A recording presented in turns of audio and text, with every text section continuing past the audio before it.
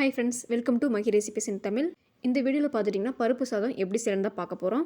இந்த பருப்பு சாதத்தில் என்ன ஸ்பெஷல்னு பார்த்துட்டிங்கன்னா, பெரும்பாலும் நம்ம வீட்டில் பருப்பு சாதம் செய்வோம் இல்லையா? அப்போ நீங்கள் கவனித்து பாருங்கள், குழந்தைங்க வந்து பூண்டும் சரி மிளகும் சரி எடுத்து ஓரமாக வச்சுருவாங்க.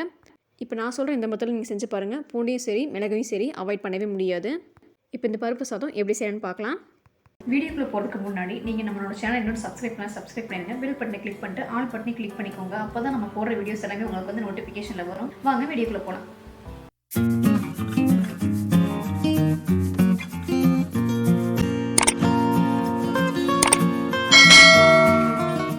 பருப்பு சாதம் செய்கிறதுக்கு ஃபஸ்ட்டு அரிசியும் பருப்பையும் ஊற வச்சிடலாம். நான் வந்து 2 டம்ளர் அரிசி எடுத்திருக்கேன். அதுக்கு ஒரு 1/2 டம்ளர் பருப்பு எடுத்துக்கலாம். 1 டம்ளர் அரிசிக்கு 1/4 டம்ளர் அளவு பருப்பு எடுத்துக்கோங்க. இப்போ இதில் தண்ணி சேர்த்திட்டு ஊற வச்சுக்கோங்க. ஒரு 20 நிமிஷம் வரைக்கும் நல்லா ஊறட்டும். இப்போ பருப்பு சாதம் செய்ய ஸ்டார்ட் பண்ணிடலாம். குக்கர் வச்சுட்டு தேவையான அளவு ஆயில் சேர்த்திக்கோங்க. இது கூடயே 2 டேபிள் ஸ்பூன் நெய் சேர்த்திக்கலாம். நீங்கள் ஆயில் சேர்க்காம ஃபுல்லுமே நீங்கள் நெய் சேர்த்து செய்யணும்னாலும் செய்யலாம். இப்போ எண்ணெய் சூடாயிடுச்சு. எண்ணெய் சூடானதும் 1 டேபிள் ஸ்பூன் கடுகு சேர்த்திக்கோங்க. அது கூடயே 1 டேபிள் ஸ்பூன் சீரகம் சேர்த்திக்கலாம். கடுகு சீரகம் ரெண்டுமே நல்லா புரிஞ்சு வந்ததுக்கப்புறமா நல்லா தட்டி வச்சுருக்கிற 7 to 8 பல் பூண்டு சேர்த்திக்கோங்க. இப்போ இது கூடயே 2 பச்சை மிளகா, ஒரு வரமிளகா சேர்த்திட்டு 2 டேபிள் ஸ்பூன் அளவுக்கு மிளகை நல்லா தட்டி பொடி பண்ணி எடுத்து வச்சுக்கோங்க. இப்போ நான் மிளகை நல்லா அம்மியில் தட்டி பவுட்ரு பண்ணி எடுத்து வச்சுருக்கேன். இப்போ அதை சேர்த்திக்கலாம். இந்த மாதிரி மிளகை நல்லா பவுட்ரு பண்ணி சேர்த்திக்கும் போது குழந்தைங்களால அவாய்ட் பண்ணவே முடியாது. இல்லை மிளகை வந்து முழுசாக சாப்பிட விருப்பம் இல்லாதவங்க கூட இந்த மாதிரி செஞ்சு சாப்பிட்டுக்கலாம். இப்போ ஒரு கைப்பிடி அளவு சின்ன வெங்காயத்தை சேர்த்திட்டு நல்லா மிக்ஸ் பண்ணி விட்டுருங்க.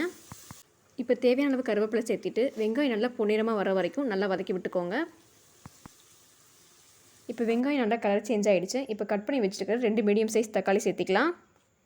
தக்காளி சீக்கிரம் வதங்கிறதுக்கு லைட்டாக உப்பு சேர்த்திட்டு தக்காளி நல்லா கிரேவியாக வர வரைக்கும் நல்லா வதக்கி விட்டுக்கோங்க. இப்போ தக்காளி நல்லாவே வதங்கிடுச்சு. இப்போ கொஞ்சமாக கொத்தமல்லி தழை சேர்த்திக்கோங்க. கொத்தமல்லி தழை சேர்த்திட்டு நல்லா கலந்து விட்டுருங்க. இப்போ ஒரு 1/2 டீஸ்பூன் அளவுக்கு மஞ்சத்தூள், 1/4 டீஸ்பூன் அளவுக்கு பெருங்காயத்தூள் சேர்த்திக்கோங்க. மஞ்சத்தூளும் பெருங்காயத்தூளும் சேர்த்ததுக்கப்புறமா எண்ணெயில் நல்லா 1 நிமிஷத்துக்கு நல்லா வதக்கி விட்டுக்கோங்க. அடுப்பை சிம்மில் வச்சுட்டு இப்போ 1 நிமிஷத்துக்கு எல்லாத்தையும் நல்லா வதக்கி விட்டாச்சு. இப்போ தேவையான அளவு தண்ணி சேர்த்திக்கலாம். 1 கிளாஸ் அரிசிக்கு 2 கிளாஸ் தண்ணி சேர்த்திக்கலாம். இப்போ 2 கிளாஸ் அரிசி சேர்த்திருக்கிறதுனால 4 கிளாஸ் தண்ணி சேர்த்திக்கலாம்.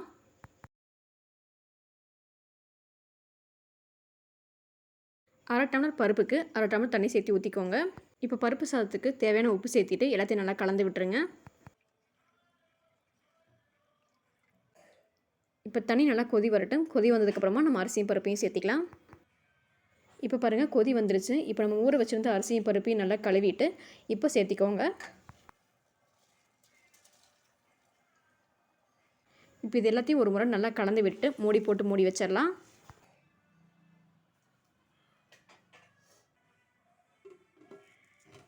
மூடி போட்டு மூடி வச்சுட்டு 3 விசில் வந்ததுக்கப்புறம் ஸ்டவ் ஆஃப் பண்ணிடுங்க. இப்போ ஒரு 3 விசில் வந்துருச்சு. ப்ரெஷரும் ரிலீஸ் ஆகிடுச்சு. இப்போ ஓப்பன் பண்ணி பார்க்கலாம். பாருங்கள், பருப்பு சாதம் ரொம்பவுமே சூப்பராக ரெடி ஆகிடுச்சு. இந்த மாதிரி பருப்பு சாதம் செஞ்சு கொடுக்கும்போது குழந்தைங்களால் பூண்டையோ மிளகையோ அவாய்ட் பண்ண முடியாது. உங்களுக்கும் வீட்டில் வந்து வெஜிடபிள்ஸ் இல்லாத நேரத்தில் இல்லை லேசியாக ஃபீல் பண்ணுற நேரத்தில் கூட இது டக்குன்னு செஞ்சு முடிச்சிடலாம். ஸோ இந்த பருப்பு சாதம் உங்களுக்கு பிடிச்சிருக்குன்னு நினைக்கிறேன். பிடிச்சிருந்துச்சுன்னா வீடியோக்கு ஒரு லைக் பண்ணிடுங்க. மறக்காமல் ஃபேமிலி ஃப்ரெண்ட்ஸ்க்கு எல்லாத்துக்குமே ஷேர் பண்ணிடுங்க. நம்ம சேனல் வரக்கூடிய ரெசிபிஸ் எல்லாமே நீங்கள் மிஸ் பண்ணாமல் பார்க்கணும்ல. ஸோ அதுக்கு மறக்காமல் சேனல் சப்ஸ்கிரைப் பண்ணி வச்சுக்கோங்க. அப்போ தான் நான் போடுற வீடியோஸ் எல்லாமே உங்களுக்கு வந்து நோட்டிஃபிகேஷனில் வரும். நெக்ஸ்ட் ரெசிபியில் மீட் பண்ணலாம். தேங்க்யூ.